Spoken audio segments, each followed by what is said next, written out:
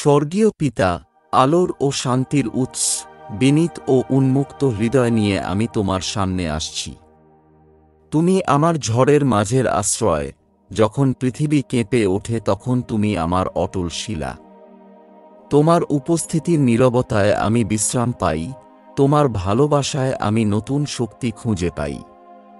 তোমার সেই শান্তিতে আমার আত্মাকে পূর্ণ করো, সেই শান্তি যা সমস্ত বুদ্ধির ঊর্ধ্বে, যাতে আমার হৃদয় পরীক্ষার মধ্যেও স্থির থাকে।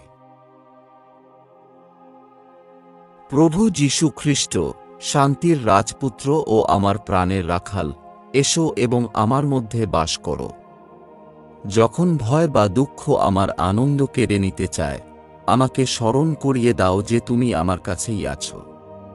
আমাকে শেখাও যেন আমি ক্ষণস্থায়ী জিনিসে নয়, বরং তোমার চিরন্তন উপস্থিতিতে আনন্দ পাই।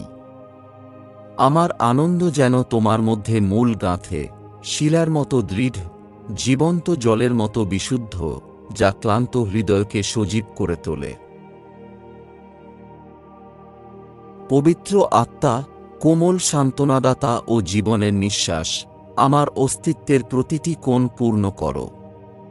আমার চিন্তা নবায়ন করো, হৃদয়কে শুদ্ধ করো এবং করুণার পথে আমাকে পরিচালিত করো।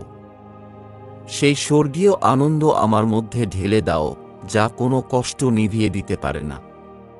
আমাকে তোমার শান্তির বাহক, তোমার আলো ও ভালোবাসার ধারক করো, যাতে আমার জীবন প্রতিদিন খ্রিস্টের সৌন্দর্য প্রতিফলিত করে। বিশ্বস্ত পিতা, তোমার অপরিবর্তনীয় ভালোবাসার জন্য আমি তোমাকে ধন্যবাদ জানাই। সকাল থেকে সন্ধ্যা পর্যন্ত আমাকে তোমার শান্তিতে আবৃত রাখো, আর রাত থেকে নতুন দিনের আলো পর্যন্ত তোমার আনন্দে আমাকে পূর্ণ করো। যখন আমার শক্তি ক্ষীণ হয়ে যায়, আমাকে স্মরণ করিয়ে দাও যে তোমার অনুগ্রহই যথেষ্ট। আমার সমগ্র জীবন যেন কৃতজ্ঞতার গান হয়, এক নীরব স্তব, যা তোমার দিকে ওঠে। শান্তি ও আনন্দে ভরা তোমার পবিত্র আত্মায়। আমেন।